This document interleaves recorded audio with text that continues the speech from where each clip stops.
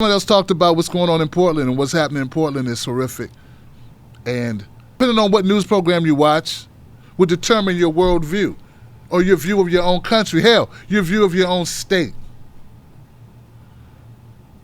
If you watch Fox News, it gives you the impression that we have a bunch of rioters, a bunch of people burning down everything in Portland, when majority of what I've seen has been peaceful protests, and what I've seen is police responding in not a balanced way, in a malicious way. I'm seeing police officers pepper spray peaceful civilians who are just standing there or sitting there, or peacefully protesting, getting hit with batons and shot with rubber bullets and other projectiles. But because these people are not watching those programs, they have a totally misconstrued view of what's happening. What they love to do is they love to take one isolated incident, one isolated or a few isolated incidents, and make that be the story of the entire protest. And that's not reality at all. But try to convince people of that. Try to convince them that what they're saying is not everywhere. And it happens over and over and over again. So, like, I know, because when I covered Ferguson thoroughly. And I can tell you guys, it was peaceful protests 90% of the time. In fact, there was peaceful protests. They could not get any type of coverage from mainstream media. They would not touch it.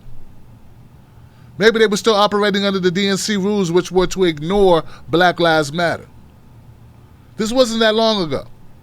It wasn't until a couple windows got broken in a couple stores that they actually started showing it. I guess because now they needed the narrative to be, look at these fools, look at these hoodlums, look at these thugs breaking stuff in Baltimore. But when people were peacefully protesting the murder of Freddie Gray, no one covered it. When people just walked around carrying signs, no one covered it. That's because they don't want people to know peacefully protesting. So we have people even here call up to this show and they think that it's just people destroying and tyranny. And of course, there's always those elements no matter where you go. When I went to Philly, there were anarchists that were there. You can't tell people you can't be here. Anyone could go and protest. It's not like you have to get permission to go to a protest. Anyone can show up. You know, when you go to a sporting event and there's, 20,000 people in the stadium, do you know all the people that are there? What about the people that start fights at sporting events? Do you get held responsible? I mean, you're at the game. Let's say you're at the Dallas Cowboys game. They're playing, whoever they're playing the Chargers, and a fight breaks out, or a couple fights break out. Now, are all the fans thugs? Are all the fans out of their minds? Are all the fans violent? No. Most of the fans don't even know each other, right? You do understand. But we have people that call up to this show and people that actually believe that at a protest where there's thousands of people, where anybody can show up, but they don't even have to buy a ticket, Johnson. They can just go to it. Who may have their own agendas for why they're there. May have their own grievances. Whatever. They want to paint the entire situation from that experience of those particular people. And I'm telling you, that is naive. That's naive at best. I'm hoping that you're naive. That's why you believe that. Hell, if 100 of your neighbors got together and went and had a cookout and a couple people started fighting, you wouldn't be like, hey, I don't got anything to do with that. You'd be very quick to say, oh, that's not me. I didn't do it. I wasn't involved in that. That wasn't the plan. We were just going to have a cookout or a get-together or whatever you call it. But it's really easy to do, to make that narrative stick when people don't know what's going on, when they watch bad news, bad media, bad commentators who feed them nonsense. And then when you try to tell them the truth, they just disregard you. They disregard you. So I don't know what else to say, man, other than to say I support the protests. Because I know by and large, the protesters, the moms, the dads, the students, the young people, the old people, the people that come out, by and large, the majority of those people do not want to be shot with rubber bullets. Do not want to be tear gassed.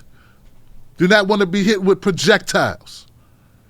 do not want to be pepper sprayed, and are not doing things to advance that, to make that happen. This country was founded on peaceful protests, at least supposedly. But the same tactics that were used in the 60s, they're using now. When I say they, I mean the powers that be. I mean the state. The same way they treated people who were marching for civil rights, the same way they treated people who were marching for union rights, workers' rights, women's rights. I don't know about women's rights. I wonder if they beat up women. I guess they would. You're going against the state, right? All of those movements were met with the same amount of aggression, and you best believe every time there were people going, they need to just go home. They need to just leave it alone. They need to just stop being violent. Every time there was a certain segment of America siding with law enforcement. And even today, people do it who are good people who don't know what they're talking about. Good people good people.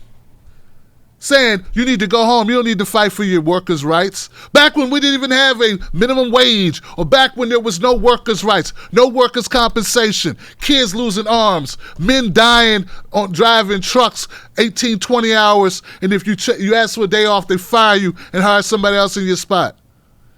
There were people who fought to get the laws that we now have, who fought to get dignity and a right to work.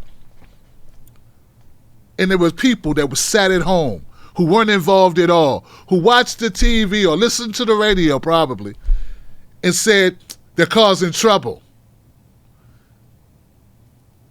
Same ones who thought that black people who were marching and white people were allies and other people who were out there trying to get voting rights,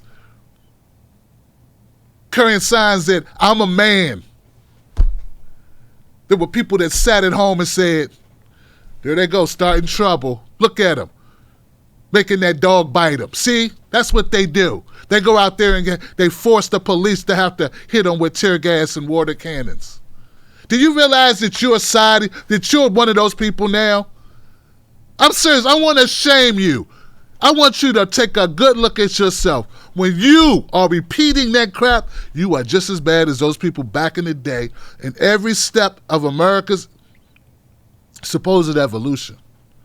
You are lock, stock, in step with those backward individuals who had it all wrong, who were on the wrong side of history, who would have had us not have voting rights for another 400 years in this country.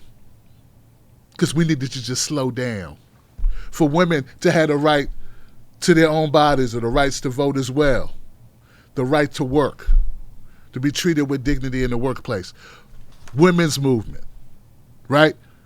You don't think there weren't women sitting home going, they need to just stay in their place.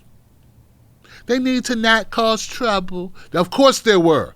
But then there were heroes. There were strong people who got up and did what these other people wouldn't do. And you know what? That pisses me off. That pisses me off to no end. The same people that boo-hooed, sided with the state, who kissed the ass of the state, got to benefit as well. Yeah, because when we pass laws that make life better for people, they get to benefit too. Everyone benefits from that. But not everyone puts skin in the game.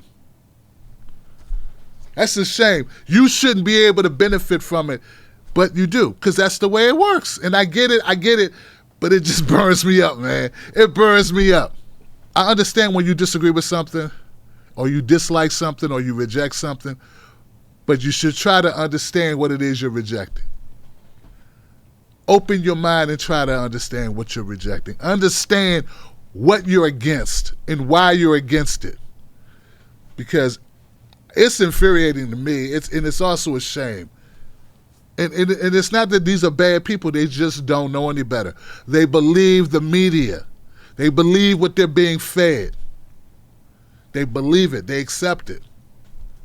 So, and there's a lot of reasons for that. Anything else, guys?